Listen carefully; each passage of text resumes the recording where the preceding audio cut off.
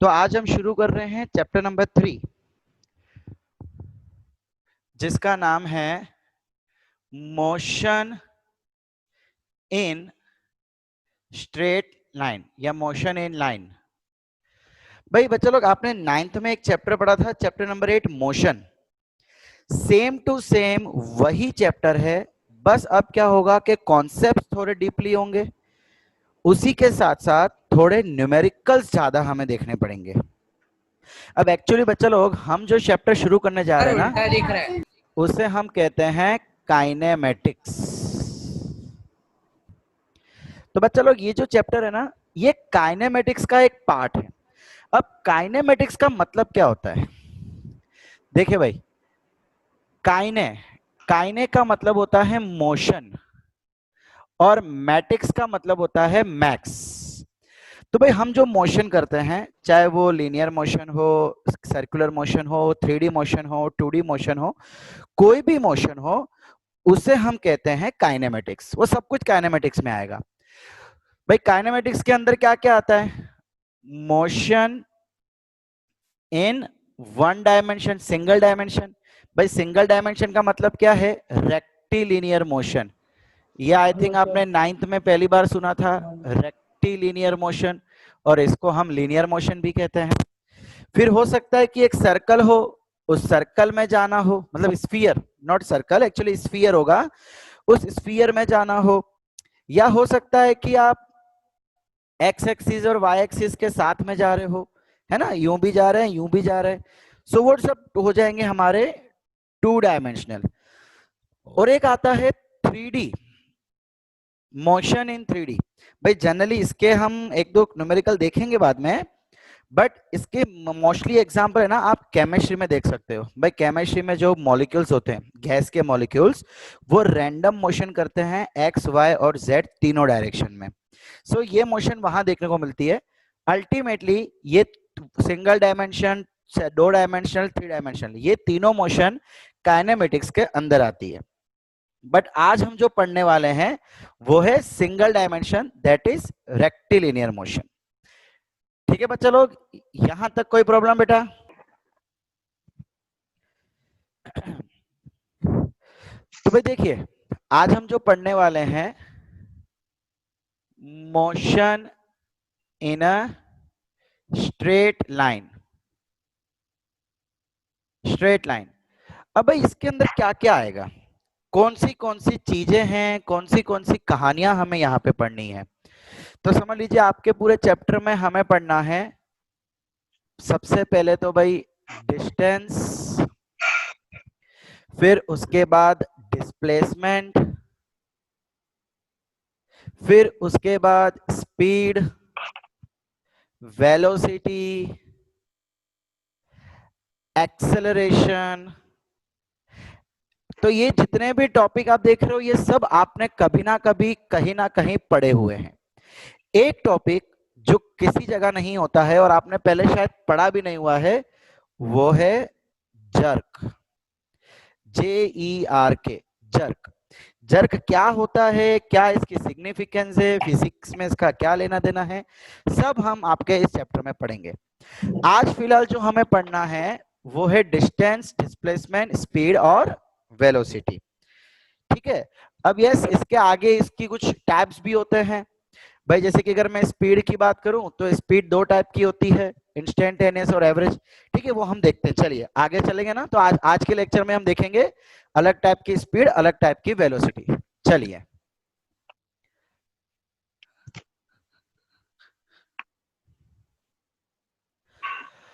अब भाई सबसे पहले हम ले लेते हैं डिस्टेंस। एक मिनट बच्चा लोग, थोड़ा गिल्ला हो गया है, इसको सूखा कपड़ा मार दे हुए। ओके भाई, तो आज जो हम पढ़ने वाले हैं सबसे पहले, that is distance and displacement. ये आपने पहले भी सुन रखा है। It is not the first time that you are studying this और यू आर हियरिंग दिस। ये पहले भी आप लोग पढ़ चुके हैं। देखिए, कोई भी ऑब्जेक्ट कितना चल रहा है, मान लीजिए कि हमारे पास 2 पॉइंट है, ए और बी। अब यहां से एक बंदा चलना शुरू कर रहा है, हो सकता है वो यहां से यहां आ रहा हो सकता है वो इस तरीके से चल चल के आ रहा हो, या हो सकता है कि वो इस तरीके से आ रहा हो।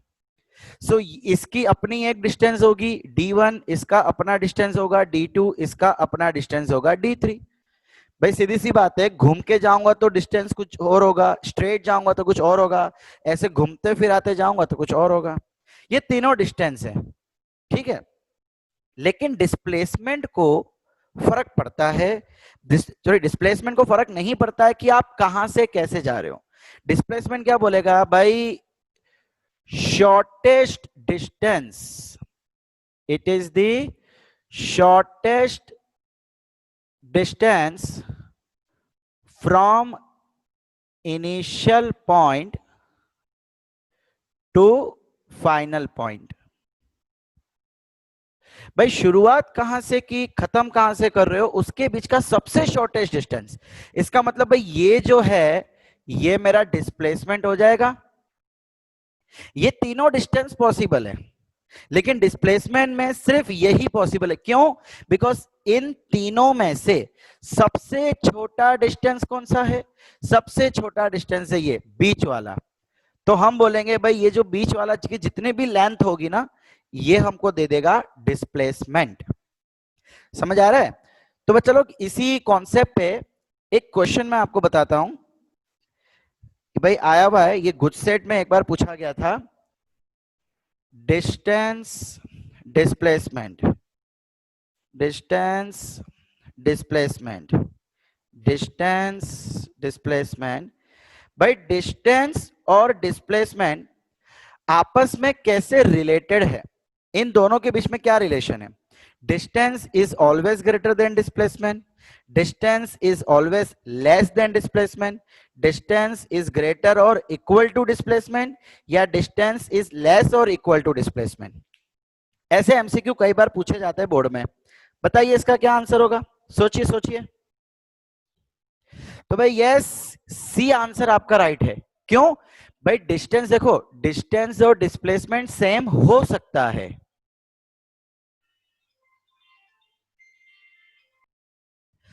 भाई तो देखिए हमने क्या देखा, यहां से यहां तक डिस्टेंस भी है, यहां से यहां तक डिस्प्लेसमेंट भी है, तो भाई दोनों सेम हो सकता है।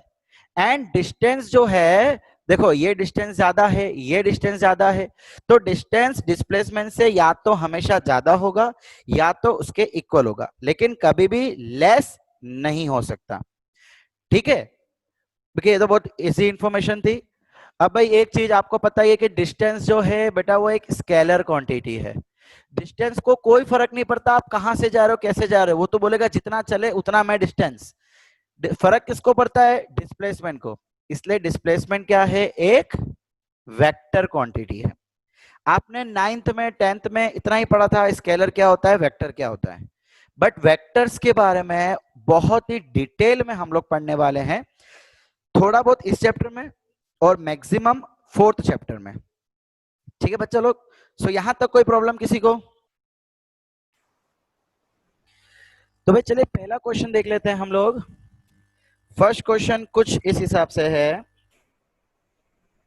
भाई ये पॉइंट ए है, ये पॉइंट बी है। फर्स्ट पर्सन जो है वो यहां से यहां चल के जा रहा है, सेकंड पर्सन जो है वो यहां से यहां चल के जा रहा है। ठीक है, ये फर्स्ट पर्सन, ये सेकंड पर्सन। सो भाई पूछा गया है find the ratio of distance to displacement in the following diagram. क्या बोला गया है? Find the ratio of distance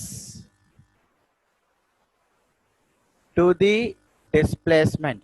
भाई डिस्टेंस और डिस्प्लेसमेंट का हमें रेशियो फाइंड करना है, और बोला गया है कि given figure is a semi circle, given figure is a semi circle, इतना हमको बोल दिया गया है। तो भाई डिस्टेंस के लिए हमने क्या देखा था? भाई एक यहां से हम जा रहे हैं और डिस्प्लेसमेंट तो यही होने वाला है। ठीक है, जा यहां से रहे, तो भाई डिस्टेंस अपॉन डिस्प्लेसमेंट। डिस्टेंस कितना होगा, यहां से यहां डिस्टेंस, बिकॉज हम यहां से पेरीमीटर। चल के जा रहे हैं। अब भाई ये क्या हो गया, सेमी सर्कल। आपको पता है भाई एक सर्कल का डिस्टेंस किसको कहते हैं, सरकमफ्रेंस। भाई आपको पता है ना। Yes sir. आज अगर मैं आपको यस बोलूं सर। कि ये सर्कल की मुझे लेंथ बताओ, तो इस सर्कल की लेंथ क्या होती है, ये पूरी बॉर्डर, और इस बॉर्डर को हम क्या कहते हैं, सरकमफेरेंस। सरकमफ्रेंस। ठीक है, तो भाई यहाँ पे क्या हो जाएगा,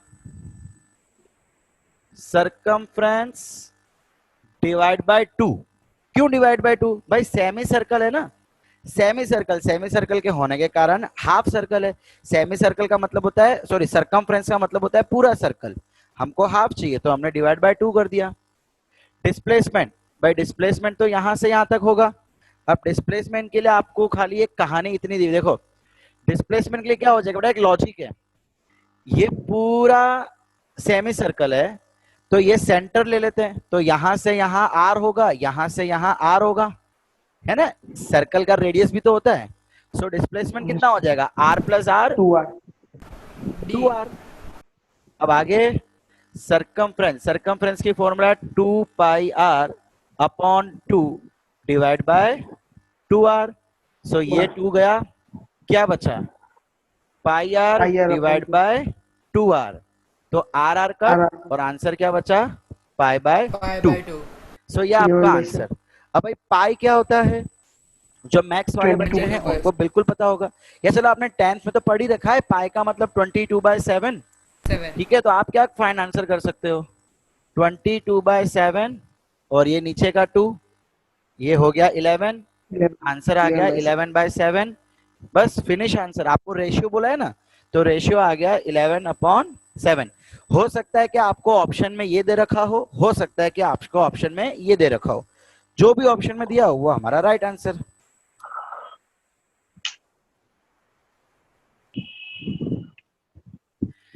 भाई तो आपका अगला क्वेश्चन है, आपको एक बॉक्स दे रखा है, एक क्यूब दे रखा है, क्यूब।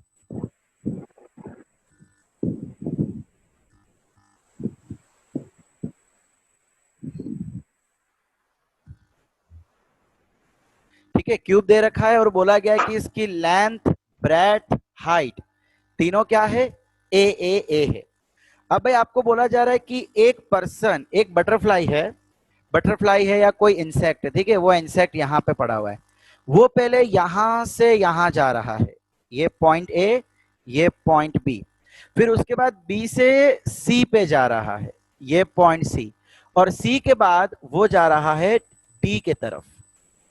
यानी कि देखिए ये क्या हो गया, ये पहले यहां से यहां गया, यहां से यहां गया, और यहां से यहां गया। सो अब आपको बोला है find the distance and displacement, find the distance and displacement, दोनों चीज बोली हुई है। Find distance and displacement.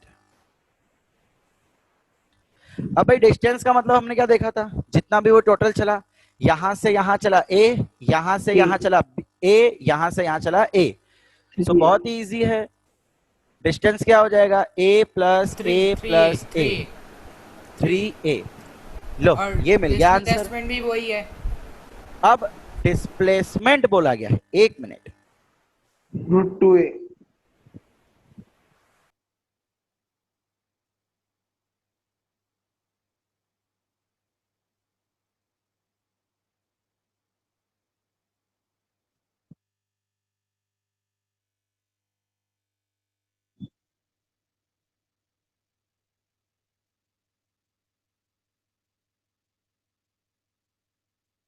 Sir आवाज नहीं आ रही है।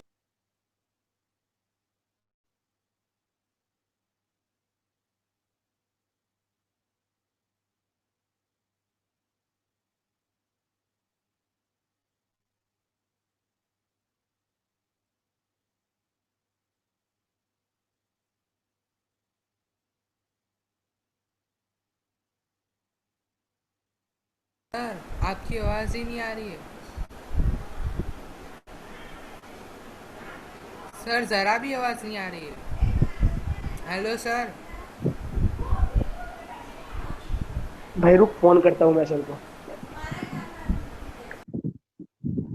दोनों को आप देते हैं।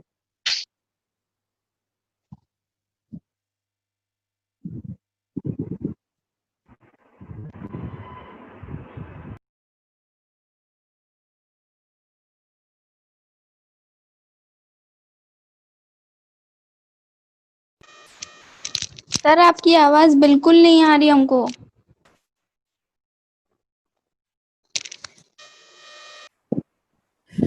भाई तो हम ये देख रहे थे कि जब ट्रायंगल होता है, राइट एंगल ट्रायंगल, तो हम पाइथागोरस थ्योरम लगाते हैं। अब यहाँ पे क्या हो रहा है कि एक और लाइन है, एक और लाइन है जो आपकी परपेंडिकुलर है। सो वही का वही रहेगा, खाली होगा क्या कि एक तीसरी साइड यहाँ पे ऐड हो जाएगी। सर ऊंधा दिख रहा है। यानी कि भाई हिंदी यहाँ पे हो गुजराती। जाएगा साइड 1 का स्क्वायर प्लस साइड 2 का स्क्वायर प्लस साइड 3 का स्क्वायर। तो देखिए अब हाइपोटेनस फाइंड करना है, तो भाई हम क्या कर देते हैं यहाँ पे स्क्वायर रूट।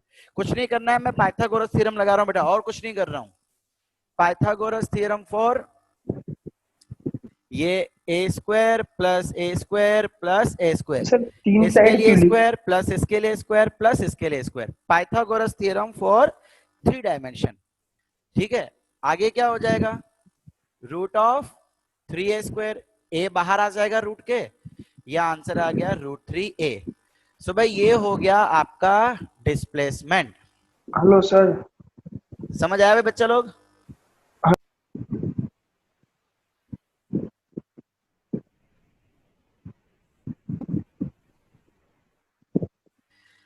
भाई अब नेक्स्ट क्वेश्चन कुछ ऐसा बोला हुआ है, sir hello. Person travels half.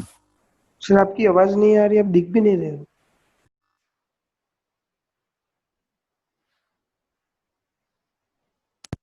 भाई आवाज आ रही है अब? Yes sir. अच्छा भाई, तो कहा हुआ है a person travels half circle of radius R, find its displacement. भाई तो बहुत इजी है यार, ये तो बचपन में हम करते थे ऐसे क्वेश्चन। भाई एक सर्कल है और बोला जा रहा है कि एक पर्सन हाफ सर्कल चल रहा है, मतलब यहां से यहां पे आ गया। तो अब अगर मुझे डिस्प्लेसमेंट चाहिए, तो भाई यार रेडियस ये, तो डिस्प्लेसमेंट क्या हो जाएगा, देखो 2r। वो यहां से यहां चल के आ रहा है।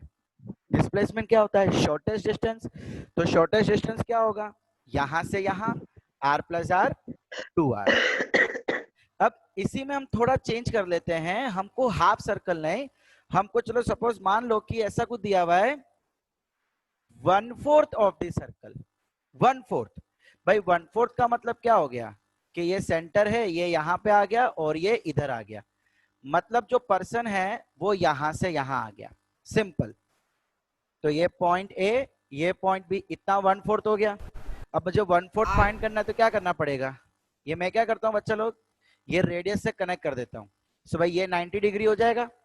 आपको yes sir। डिस्प्लेसमेंट चाहिए, तो डिस्प्लेसमेंट का मतलब ये हो जाएगा shortest Pythagoras. Distance between the points. तो ये शॉर्टेस्ट डिस्टेंस है, पिक्चर ओवर। ये रेडियस आर, ये रेडियस आर। भाई ट्राइंगल 90 डिग्री वाला है तो पाइथागोरस थ्योरम लगेगा, A B is equal to root of R square plus R square. ये क्या हो जाएगा, 2r स्क्वायर, आर स्क्वायर बाहर, √2r। कुछ नहीं करना है, पाइथागोरस थ्योरम लगा देना है। कब, अगर आपको बोला हो 1/4 सर्कल। अब इसमें कुछ घुमावदार क्वेश्चन, देखिए आपके बोर्ड लेवल में इस टाइप के क्वेश्चन रहेंगे कि भाई 1/4 है, हाफ है।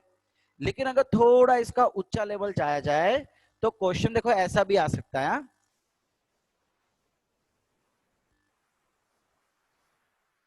देखिएगा भाई, आपको एक सर्कल दे रखा है और आपको ये नहीं बोला, यहां पे आपको बोले थे फ्यू स्टेप्स ऑन सर्कल। भाई एक पर्सन है जो कुछ कदम चल रहा है, मान लो कि आपको फिगर में दिया हुआ है कि यहां से चालू कर रहा है और यहां पे खत्म कर रहा है, और डिस्प्लेसमेंट फाइंड करो। सो डिस्प्लेसमेंट ढूंढने के लिए मुझे क्या करना है, ए बी ढूंढना है। ये मेरा सेंटर ले लेता हूं, तो ये रेडियस और ये रेडियस, और आपको क्वेश्चन में दे रखा है कि ये एंगल 120 है। भाई ये क्वेश्चन कुछ नवा है आप लोग के लिए, कुछ नवा कॉन्सेप्ट यहाँ पे सीखना है, याद रखना, ध्यान से सुनना है इस क्वेश्चन को। आपको क्या बोला हुआ है कि यहां से यहां तक चल के जा रहा है सर्कुलर डायरेक्शन में, तो डिस्प्लेसमेंट फाइंड करो, और रेडियस का जो एंगल बन रहा है वो बन रहा है 120। ओके, अब डिस्प्लेसमेंट मतलब ए बी। तो भाई यहाँ पे मैं आपको एक शॉर्ट फॉर्मूला सिखाता हूँ, ये फॉर्मूला कैसे आई वो हम चैप्टर नंबर 4 में सीखेंगे, बिकॉज मैंने कहा ना चैप्टर नंबर 4 एक वेक्टर वाली पिक्चर है। सो एक्चुअली यहाँ भी कुछ वेक्टर पिक्चर में आएगा, मैं आपको थोड़ा बहुत समझा दूंगा। तो आपकी फॉर्मूला यहाँ पे हो जाएगी 2r sin थीटा बाय 2। ये फॉर्मूला आप सर्कल के किसी भी क्वेश्चन के लिए यूज कर सकते हो, सर्कल के किसी भी क्वेश्चन के लिए आप ये फॉर्मूला यूज कर सकते हो। भाई इससे पहले हमने हाफ सर्कल देखा था, चलो ये फॉर्मूला मैं हाफ सर्कल के लिए यूज करता हूं। ये फॉर्मूला कैसे आई ये हम चैप्टर नंबर 4 में देखेंगे, ठीक है। मैं आपको ये इसका सॉल्यूशन बताता हूं कि भाई हमने फर्स्ट एग्जांपल कौन सा लिया था कि एक पर्सन है जो हाफ सर्कल चल रहा है। भाई इसका मतलब इसका रेडियस ये हो गया। अब भाई ये एक रेडियस, ये एक रेडियस, इन दोनों के बीच का एंगल कितना होता है? भाई इन दोनों के बीच का एंगल होता है 180 डिग्री, है ना। ये पूरा एंगल कितना, लीनियर पेयर ऑफ एंगल हो गया 180 डिग्री। तो चले मैं यहां पे ले लेता हूं 2r sin थीटा, थीटा मतलब ये जो एंगल बनेगा वो, यहाँ पे कितना एंगल बन रहा है, मैं इस क्वेश्चन को बेटा 2 मिनट कर रहा हूं, मैं आपको ये फॉर्मूला पहले दूसरे क्वेश्चंस के लिए सॉल्व करके दिखा रहा हूं। 2r sin 180 डिवाइड बाय 2, ये 180 था तो मैंने 180 ले लिया, 2r sin 180 डिवाइड बाय 290। अब भाई आप सब लोग 10th पढ़ चुके हो, आपको पता है sin 90 क्या होता है, 1 हो जाएगा, यानी कि आंसर हो जाएगा 2r। तो हमने यही तो निकाला था, r प्लस r 2r, देखो आ गया। अब यही चीज हम 1/4 के लिए कर लेते हैं। हमने क्या देखा था सेकंड क्वेश्चन में, 1/4 देखा था, यानी कि ये 90 डिग्री, ये रेडियस है ना। तो अब मैं क्या करता हूं, यहाँ पे 180 के बदले कर देता हूं 90 डिवाइड बाय 2, तो ये क्या हो जाएगा 2r साइन 45। अब साइन 45 क्या होता है, 2r 1/√2, है ना, साइन 45 की वैल्यू 1/√2।